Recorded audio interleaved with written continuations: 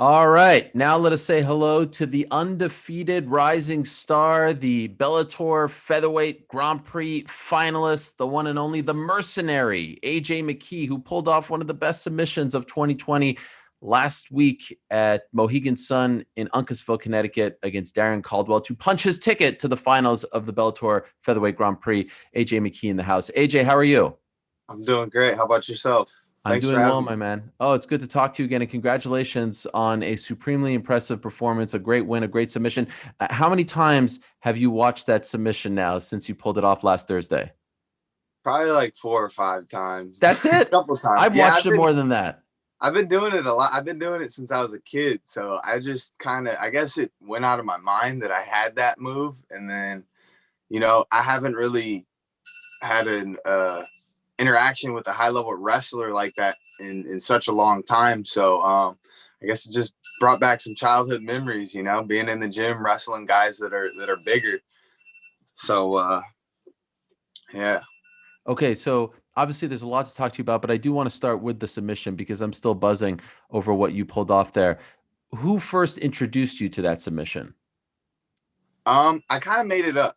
So my dad used to show me chin whips and front headlocks a lot as a kid in wrestling, and I got really good at chin whips. So from the chin whip, I started doing jujitsu, and I was able to lay on my back and kind of pull guard from there. So from there, it went from just kind of having the underhook to, all right, well, you have the underhook, lock your hands, and then everyone calls it the 100 pass.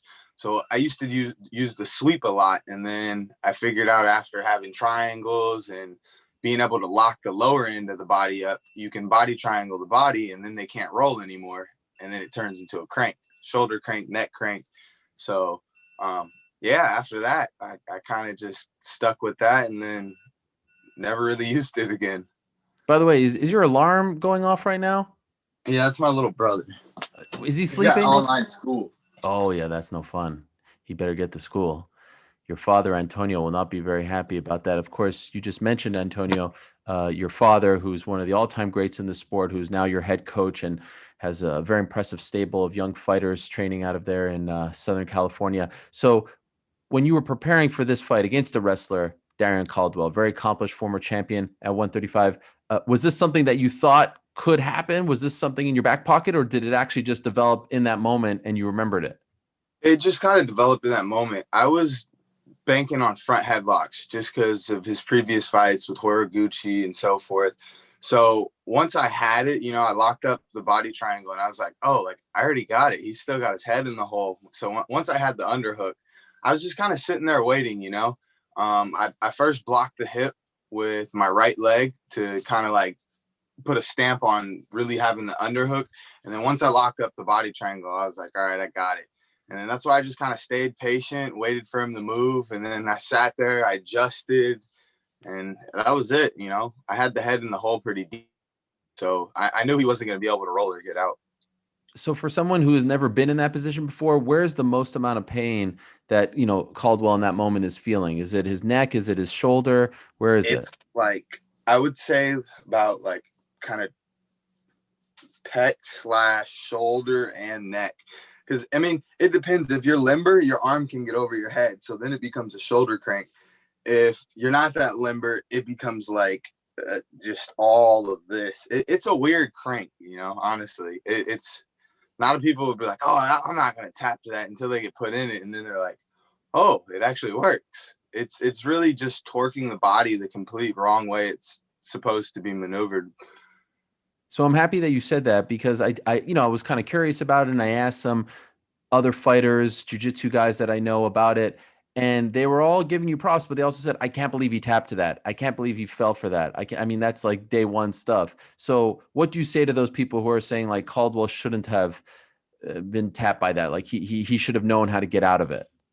I mean, it is what it is. Y'all can all kiss my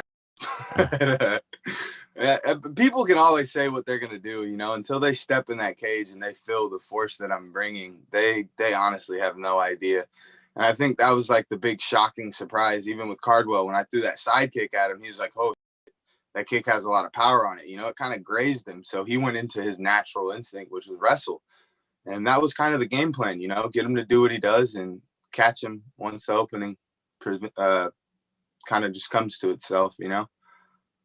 So you're saying that you kind of developed this move and we're going with the McKee-otine. Is that the name? Is that the official name? Yeah, it's the McKee-otine. There's Okay. no 100%. They can try to steal it with 100%, but it's not gonna happen. That's a sweep. Have you ever seen a fighter pull that off in a high level fight? No, Okay. So this is I've, yours. I've honestly never seen. I kind of forgot about the move altogether.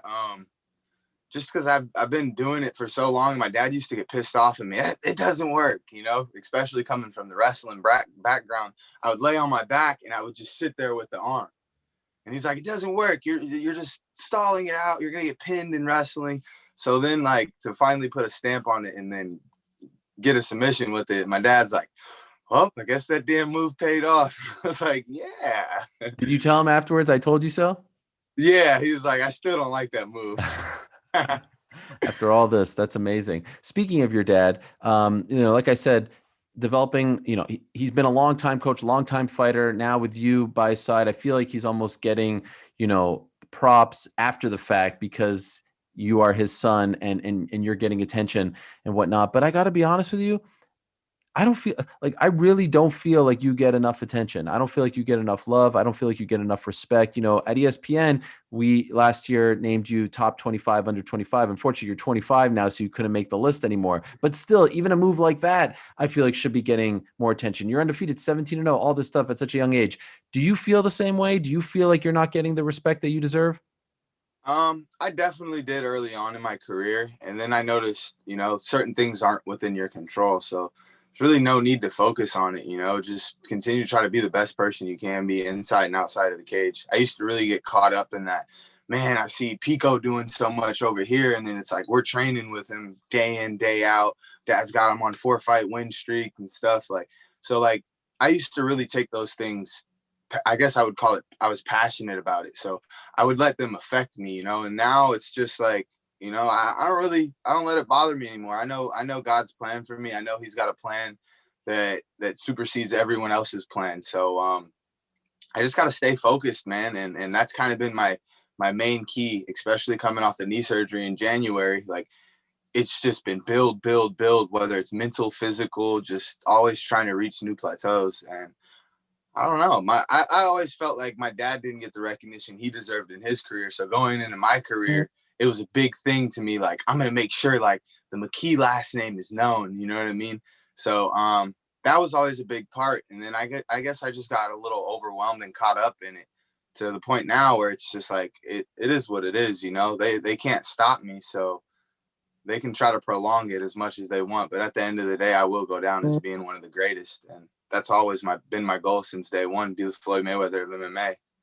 I know Bellator loves you and they treat you well, but is there any part of you that ever thinks like, man, just based on the way fans are and media to a degree, I'd be getting a lot more love if I was fighting in the UFC? Definitely. Does that annoy you?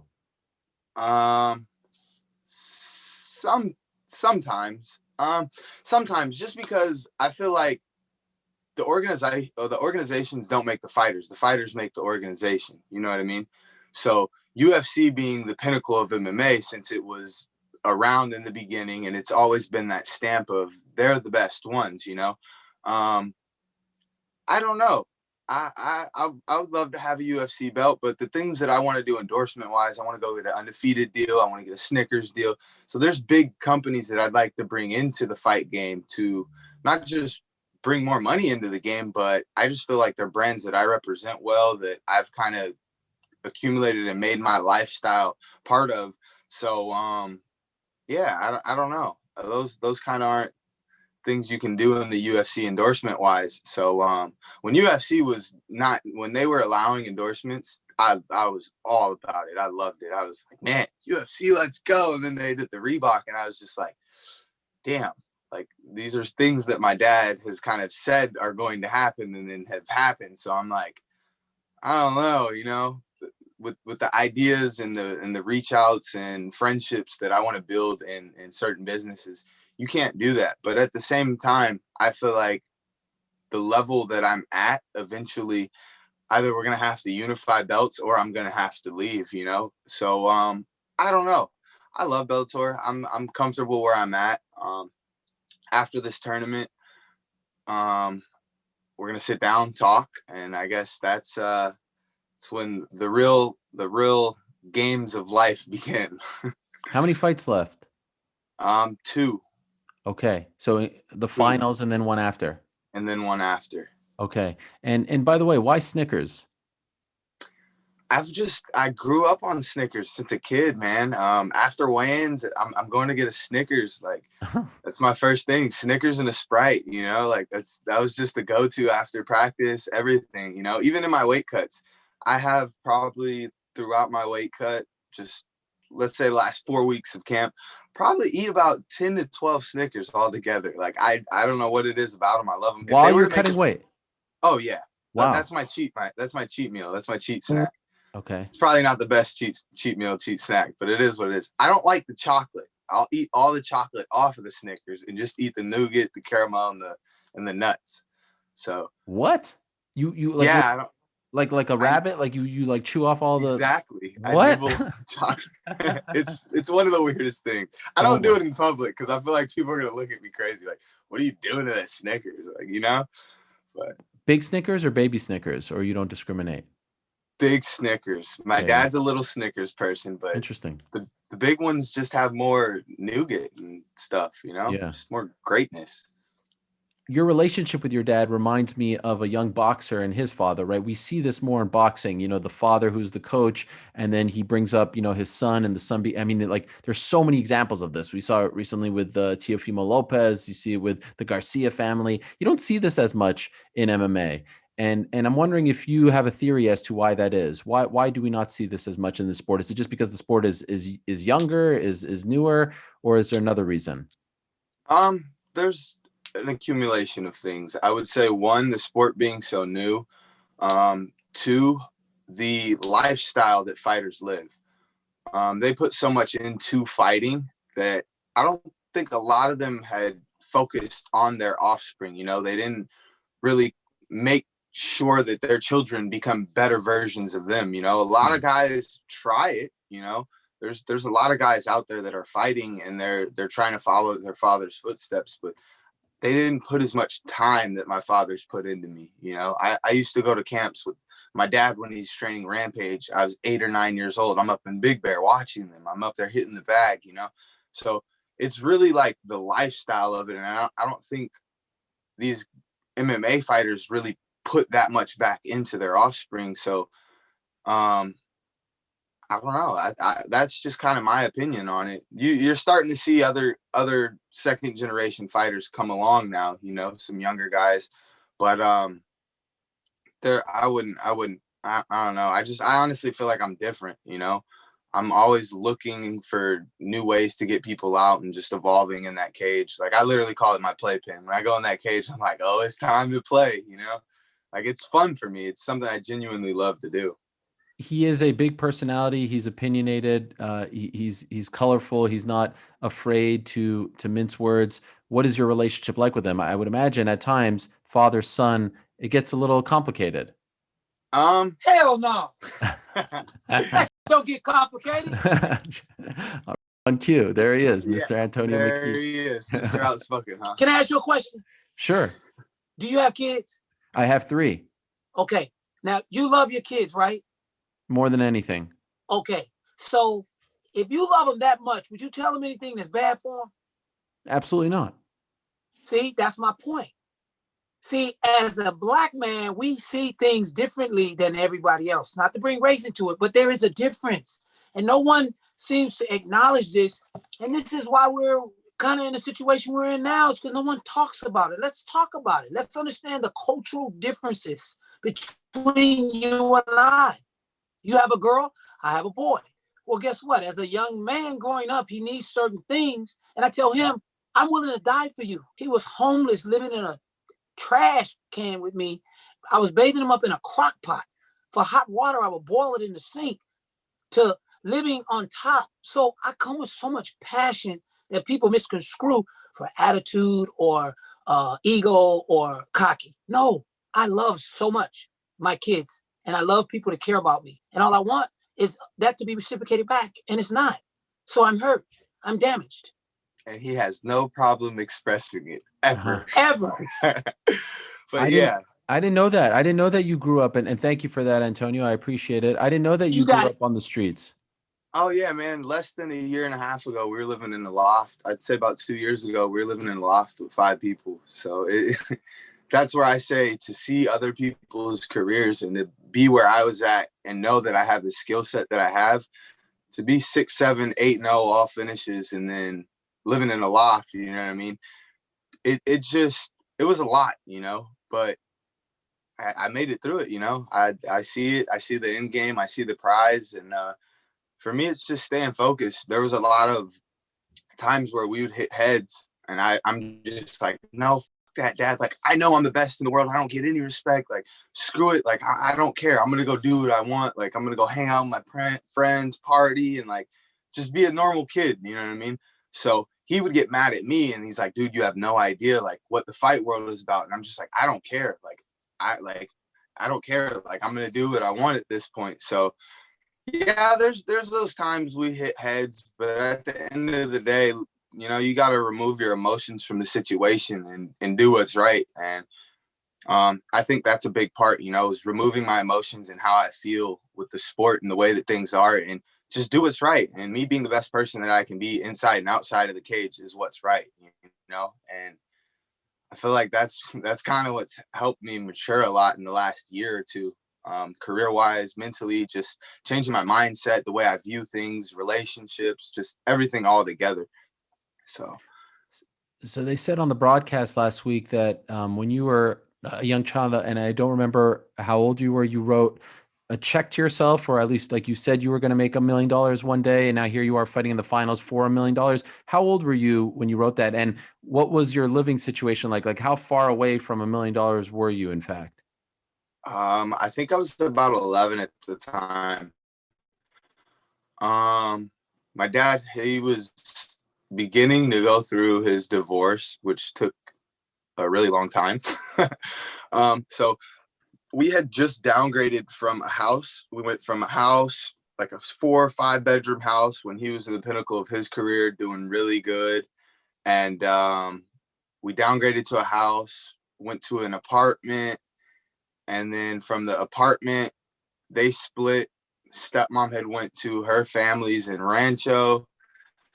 And that's when my dad went to live with his friend.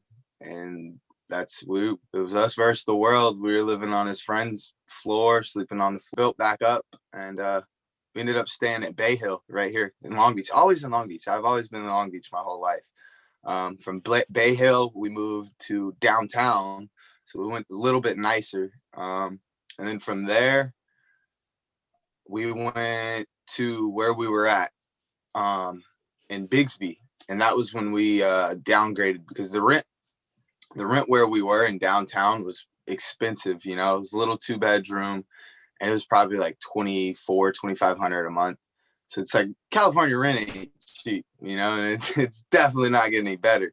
So we downgraded to a loft, and it was a good place for us at the time because of what we had to spend and what we were able to save, you know. So with the way that my career was going, I wasn't making enough money to put us in a house and be able to pay a mortgage and do things like that. So we just kind of stayed in a loft, and he kept doing what he does best, mentoring people. You know, we had a teammate come live with us. He didn't know how to change his daughter's diapers, so we were trying to show him how to be a father at the same time. And then he's sleeping on the couch with us, and then my dad, and then that's when my stepmother got pregnant, and then we had Mason coming along the way. So a lot was just going on, you know. And then I have a 17-year-old sister who has a kid.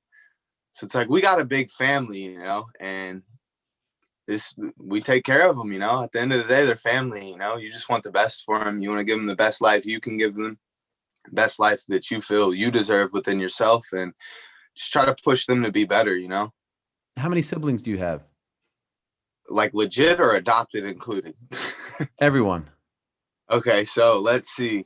My dad adopted Kevin Lee, I call him China since I was a kid because he was Oriental. So China, Maurice lived with us. Andre, that's another adopted brother. We literally tried to adopt him. They wouldn't let him adopt him because he was the angry child, and they're like, you're a fighter. This doesn't match. But he was at our house every day. You know, we'd go pick him up, drop him off. So Andre, then you had my stepsister Haley, then you had my little sister Miley, then you have me, Mason, Mariah, and then who else? I know. Then I have an older brother Eric, and then my stepsister Janae, who my dad raised. This is on my mom's side. She's Armenian, like number 10. So he's raised probably about 10 kids. Wow. And so were you all sleeping together at this loft? No, this is just over like periods Over the years. of time. Gotcha. Yeah, just over the years. So I would say first I kind of went in order with them. It was China, Maurice, and then Andre. And then Andre stuck around the longest, which he's doing good. He went to the military, came back. He's got his own place and stuff now. He's working. He's doing WWE wrestling. So it's like everyone's kind of found their little niche and their passion of what they want to do. And so you win this tournament, you win $1 million in addition to your purse and everything. How big of a change is this in your life? How big of a deal is this? Man, it's tremendous. I can go buy franchises. I can create generational wealth at that point. You know what I mean? I can go buy something to where my money makes money instead of my fight purse being what I live off of, you know? That's something my dad's always been key on. He's like, make your money make you money so that you don't have to rely on fighting. If you do blow your knees out, then you're done. You can walk away and be like, hey, you know what? I've had a great run. I've had a great career. I don't need to fight at that point, you know? So, yeah, I think just investment, man, investing. It's a big part, you know, creating that generational wealth so that my kids don't have to work. My kids' don't have to work, you know. Floyd's kids don't have to work. They're set, you know. He does the right things with his money. They're taken care of. And that's just what I'm looking to do is make sure that I'm taken care of. My family's taken care of. You know, my 3-year-old brother's got his own bedroom. He doesn't sleep in it, but it's the fact he has his own bedroom. That was something I always grew up and wanted, you know. Is it hard to not look past the next fight because you're so close to $1 million and that generational wealth? Like, you find yourself already thinking about the money and having to stop yourself from dreaming about it and thinking about how life will change for the better if you get that money? Definitely. I kind of use that as motivation. It's not really a fear factor in there. I use it as motivation. And, you know, I've always said before Conor went and did his champ thing, I said I was going to be a champ. So then he did it, and I'm like, damn it, he beat me to it. And then Patricio did it. I'm like, he beat me to it too. I'm like, so there's a lot of just build up, you know, but it doesn't change my mindset or my plan. You know, my plan is still to be a champ, still to be undefeated, and still to show everyone that I'm the best in the world. And that's always been the motivation, you know.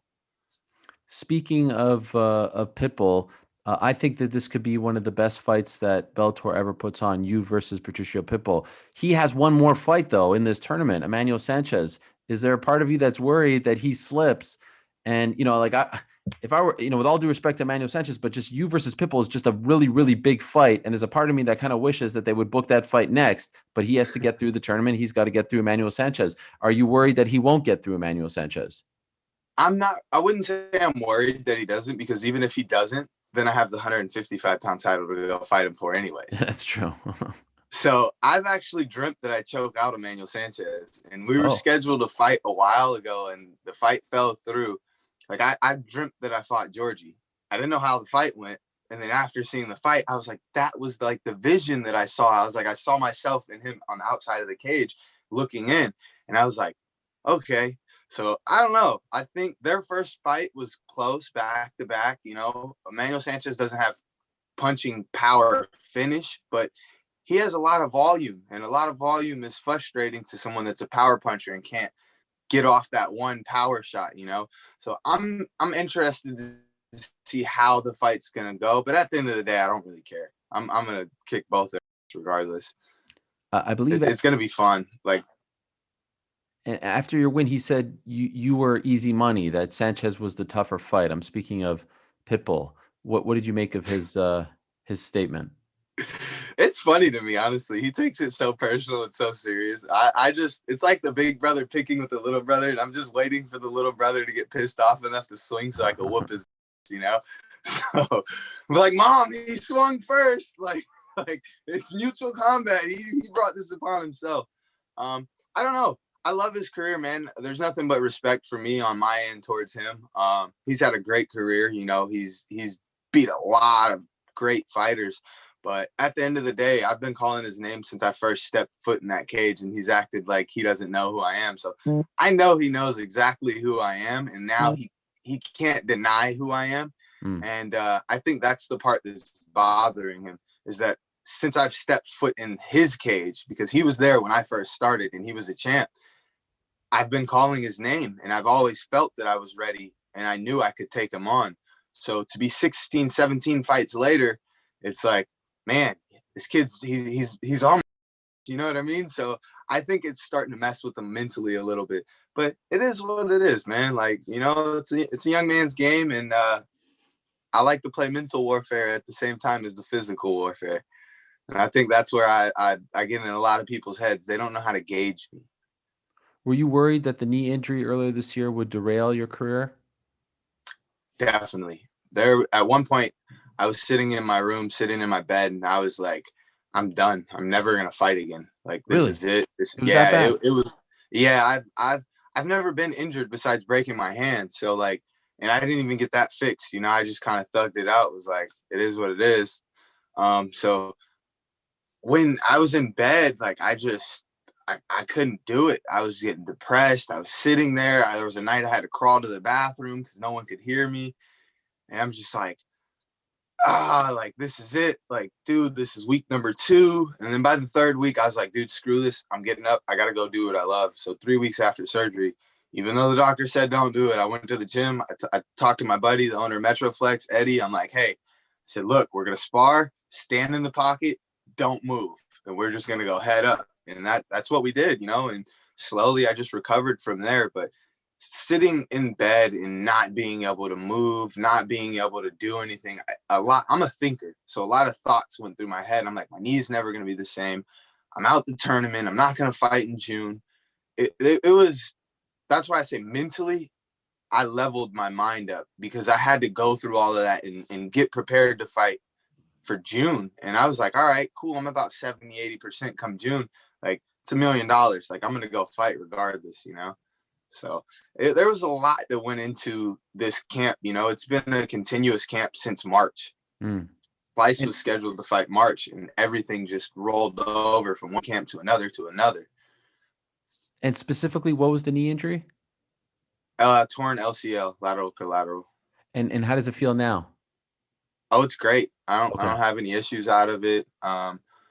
Dr. Mora did an amazing job. You know how you can see certain people that are just gifted at what they do? He's one of those doctors that's honestly just gifted at what he does. His cuts are very precise, the way he holds the skin. Like, I watched my surgery. That's a video I've watched probably over 100 times already. I'm just like so intrigued by it. Wow. Well, I'm happy that you're okay. By the way, you mentioned Pico. Why did he leave the team? There was a lot. We're both young men, you know what I mean? We both have families, and both our families kind of depend on us. So I guess it wasn't a place for him. He didn't, you know, he needed to go find himself. And that's like the best way I can say it without saying it, you know what I mean? And I don't know, he's happy where he's at, so I'm happy for him, you know? That's all that matters. Obviously, like, I wish things could have been different. The way he left, certain things that bother me, but at the end of the day, you know, that's the conversation we can have whenever he's ready to have, you know. Like I've always said, there's no hard feelings about it. Like, as long as he's happy and he's on the right track, which I feel he is, and he's doing better, you know. He looks happy, you know. He's learning, and that's all that matters, man, because I know how this sport is, you know. I grew up with my dad. You know, 1 second you're the hot trending thing, and then next thing you know, who are you? You know, so I'm always supportive of him, regardless. You know, that's my boy. I've known him since we were 5-6 years old. So wow. It feels as though, you talk about Pitbull versus McKee versus Pico at some point might be a big time fight for Bellator. How would you feel about that? Would that be awkward, uncomfortable for you? I wouldn't take that fight because I would have to hurt him. That's like my brother. I don't want to hurt a brother. You know what I mean? Okay. But if it's a substantial amount of money, like I said, they need $100 million check for each one of us, and we'll do it. Because what's gonna have to happen in that fight? I don't think people understand. Like he knows what I do. I know what he does. You know what I mean? Since we were kids, like that's like me fighting my dad. My dad's gonna have to hurt me. I'm gonna have to hurt him. We know what each other. We know what to look for. We know what we're gonna do. So there's not enough money in the fight game. You know what I mean? To ruin a friendship over some money. To me, loyalty is royalty. That's always been my key. So. 100 million is Mayweather money, and I know you have a relationship with him. Do you still, like, after you pull off a move like that, does Floyd Mayweather reach out to you? Are you that tight? Last time I spoke with Floyd, it was at a friend's birthday party, and I spoke with him not too long, kind of probably like 15 minutes or so, and I just wanted, I guess, some knowledge from him about his life, just having his father, his uncle, and then the coach, and then the kids. Like I can relate a lot of that to my life. You know what I mean? So when I talked to him, I guess he gave me the realest knowledge I could get. He said, if they're not around you and they're not there for you, then what are they there for? He's like, this is your show. This is your show, your legacy. He's like, if they're not adding to you, then that should tell you off top what they're about. They're not for you. So I kind of took that, and he agreed. He's like, it's a selfish mindset, but with the career that we have and the lifestyle that we have to be selfish. When camp comes along, family's got to go. I'm out. We're going to Big Bear. We're going to we got to go work. You know what I mean? Yeah, we work hard down here, but it's a different mindset that you have to get in that cage and literally go fight for your life, So it's being prepared and just knowing crossing your T's and dotting your I's. I like to make it bold, so I cross my T's and my I's. I like that. Man, it's so great to see your success, and you have such a great story. And I hope more people start to respect you and give you the props, not only to you and your father as a fighter and coach as well. My last question is, when are you, because obviously he has to get through Sanchez, and I hear they're targeting January, February. In a perfect world, when are you hoping that you'll be able to fight in the finals? Mr. Coker told me April. Okay. He shot for April, so it looks like I'll be having fruit cake for my birthday again. But I don't mind. I'll have a nice $1 million cake salad or something, you know, a nice green salad. But I don't know. We'll see. It's I've had one fight this year. That'll be a quarter way of the year. Another fight. So I'm not fighting as much as I would like, but it's $1 million. I guess it's a good makeup for it, Yeah. Well, enjoy this victory. Congrats on an amazing finish, one that we'll be talking about for a very long time. And I look forward to many more McKee-oteens inside the cage. And it's been a lot of fun just, watching your rise in this sport. So again, congratulations. Happy Thanksgiving to you and your family, and looking forward to you in the finals later on next year. Yes, sir. Likewise. And I appreciate you for having me and always giving the respect. Appreciate it. Thanks. Have a good one, Ariel. God bless. Thank you for watching ESPN on YouTube. For live streaming sports and premium content, subscribe to ESPN+.